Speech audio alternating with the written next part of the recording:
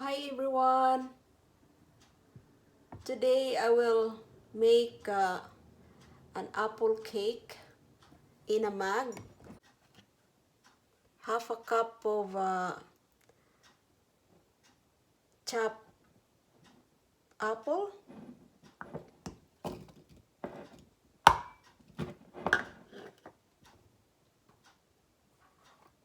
And half a teaspoon of brown sugar. And a quarter teaspoon of cinnamon.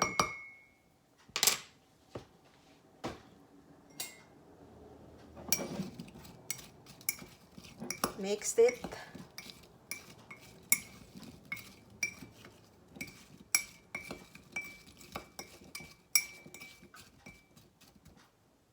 And microwave for 30 seconds.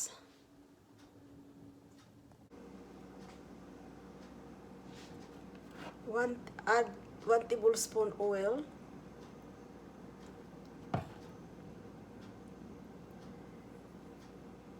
2 tablespoons of milk.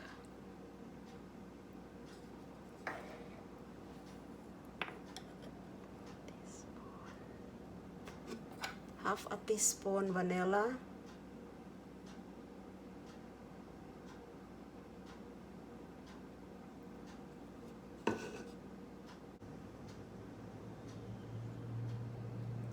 One tablespoon brown sugar.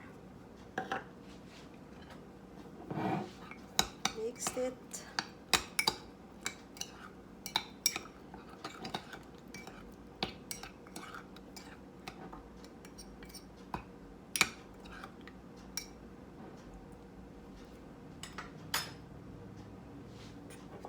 Three tablespoons flour.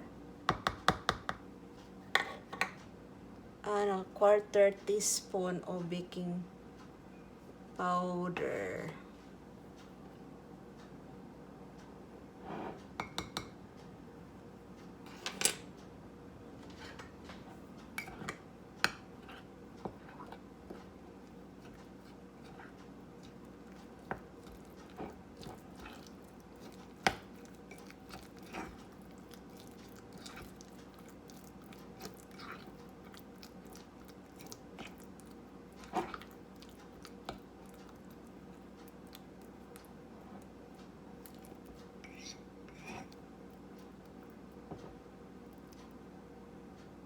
And microwave in 1 minute.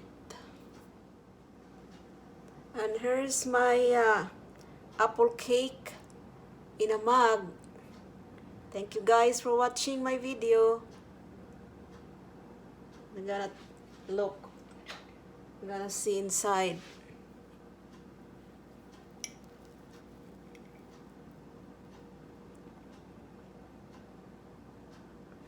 It's hot.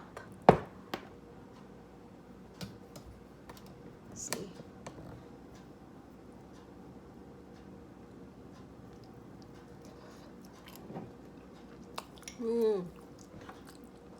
Really good.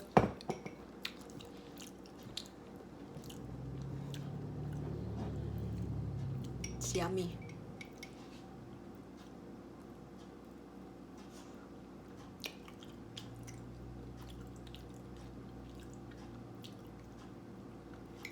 Thank you guys for watching my video. You have a nice day. Bye-bye.